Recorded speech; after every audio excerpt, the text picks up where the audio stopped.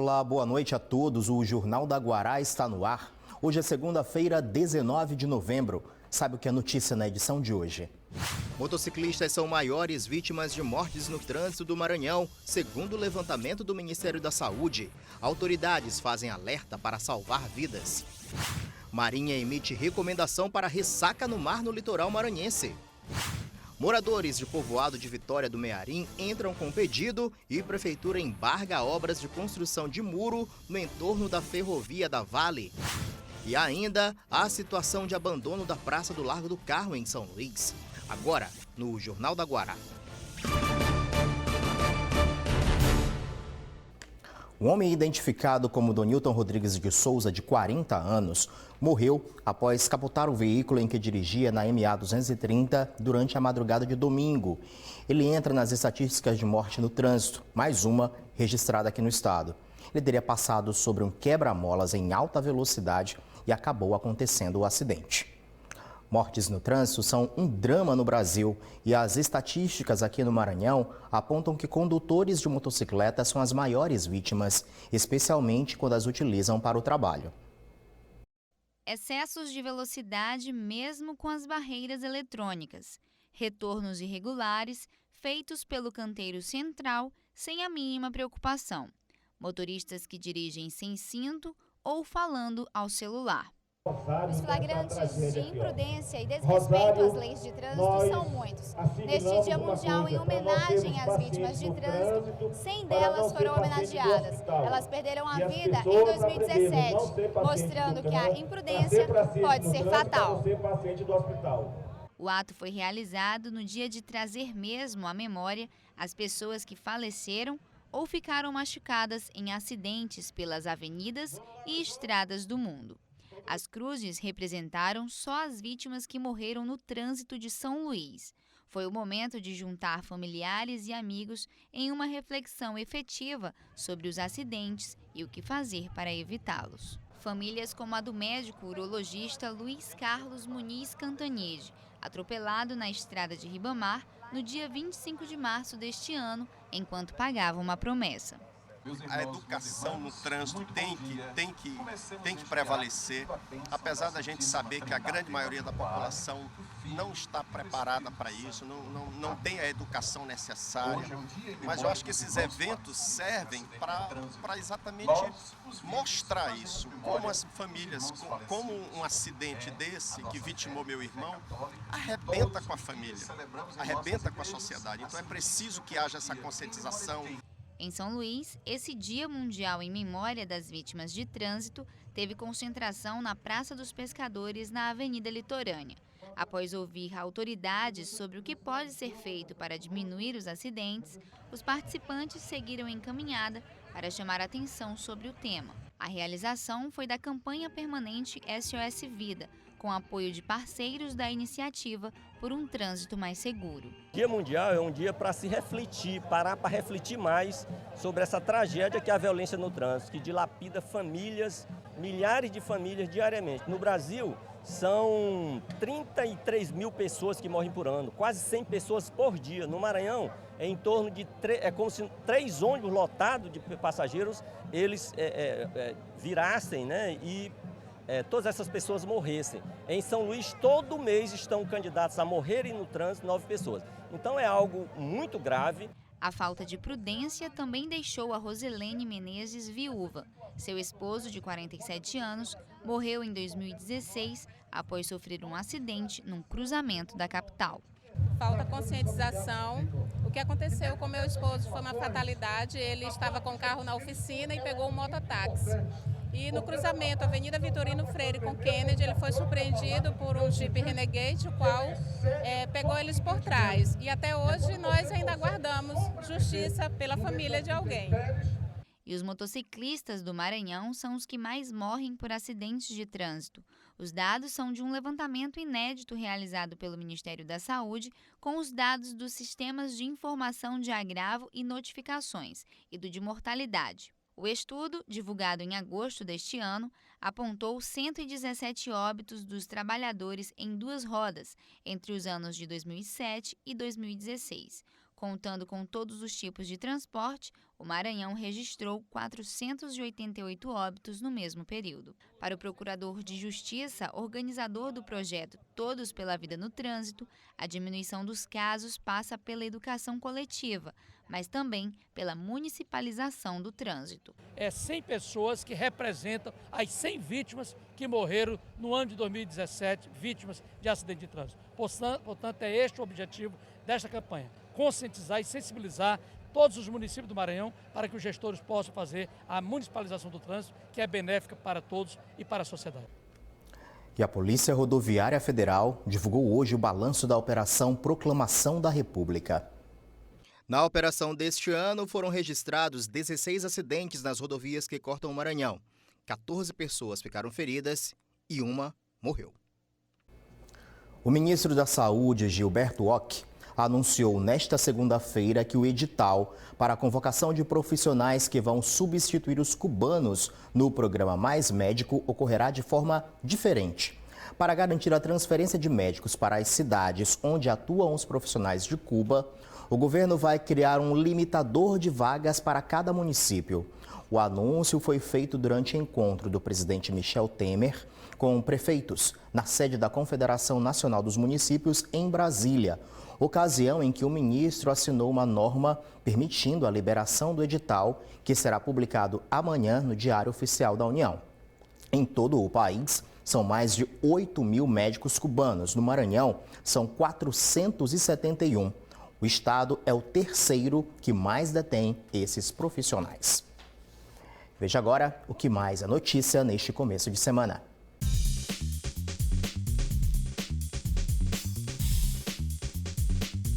Médicos fizeram a segunda etapa da prova Revalida. Mais de 900 profissionais formados no exterior e que querem trabalhar no Brasil foram participar do exame exigido para o exercício da profissão.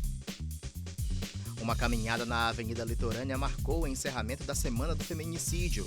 As ações chamaram a atenção para a necessidade de denunciar casos de violência através dos mecanismos disponíveis, como os centros de apoio e as delegacias da mulher. Começou em São Luís a 12ª Feira do Livro, que neste ano faz uma homenagem ao escritor maranhense Graça Aranha, que completaria 150 anos em 2018. A feira já faz parte do calendário cultural da cidade e tem atraído milhares de pessoas no novo local de exposição, o Multicenter Sebrae. Agora é a hora do noticiário político como destaque.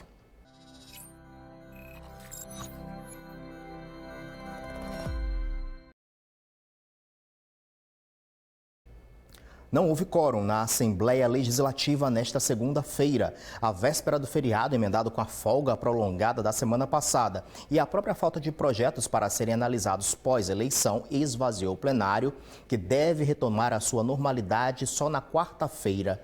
Lembrando que os parlamentares têm para votar a lei orçamentária anual para o ano que vem e só depois dessa apreciação os deputados entram de férias. Na Câmara Municipal de São Luís, houve sessão. Parlamentares tiraram o dia para fazer discursos à parte, já que não houve votação de projetos. No plenário, pelo menos 2 vereadores subiram à tribuna. Marcial Lima exigiu fiscalização em postos de combustíveis, já que veículos estariam realizando festas ilegais e com som automotivo fora do horário permitido. Outro destaque foi o vereador Dr. Gutenberg, que falou sobre o Dia do Homem e a necessidade dessa parcela da população buscar atendimento em saúde. Municípios de todo o país começaram a receber os recursos oriundos dos créditos recuperados do Fundo de Manutenção e Desenvolvimento do Ensino Fundamental e de Valorização do Magistério, o antigo Fundeb. Agora, o Tribunal de Contas da União pretende aumentar a fiscalização. A reunião aconteceu no auditório do Tribunal de Contas do Estado, com servidores do TCE, do Tribunal de Contas da União, do Ministério Público e de outros órgãos que compõem a rede de controle da gestão pública no Maranhão. O evento acontece em 2 dias. Atenta aos movimentos de recursos oriundos dos créditos recuperados do Fundef, o antigo Fundeb, a rede de controle busca, em auditorias e fiscalizações, saber como esses recursos estão sendo aplicados. São recursos volumosos da ordem de quase 90 bilhões de reais, que serão utilizados por 3.800 municípios e 19 estados. Então a rede de controle do Maranhão, ela foi pioneira no sentido de instar os órgãos de controle a examinar a situação desses precatórios. O TCU recebeu uma representação da rede de controle do Maranhão e, com isso, criou um processo, elaborou um processo, analisou a situação e se propôs essa auditoria em conjunto com o Tribunal de Contas da União e os Tribunais de Contas Estaduais e TCMs, para que nós possamos verificar a atual situação dos precatórios nesses estados que serão beneficiados. Isso tudo está ocorrendo porque se descobriu que algumas prefeituras estavam usando os recursos do Fundef para pagar honorários de advogados, o que não é permitido. Se o dinheiro é da educação, deve ser aplicado lá. Um dos principais observadores das irregularidades é o Ministério Público de Contas. Segundo a procuradora Flávia Gonzalez, é preciso que as prefeituras observem a origem das verbas e que respeitem a decisão do Supremo Tribunal Federal, que determinou que os créditos recebidos devem ser aplicados exclusivamente na educação. Nós desenvolvemos ao longo dos últimos 2 anos todo um trabalho de conscientização da questão da aplicação dos recursos do Fundef. Nós conseguimos muitas vitórias no âmbito dos tribunais de contas e dos tribunais superiores, no sentido de que os recursos do Fundef têm que ser aplicados integralmente na educação, não podem servir ao pagamento de honorários ou ter outra destinação. E agora, a partir dessas decisões que nós conseguimos, de todo um trabalho desenvolvido, nós estamos agora nessa fase de fiscalizar e detectar todos os problemas envolvendo a aplicação na prática desses recursos.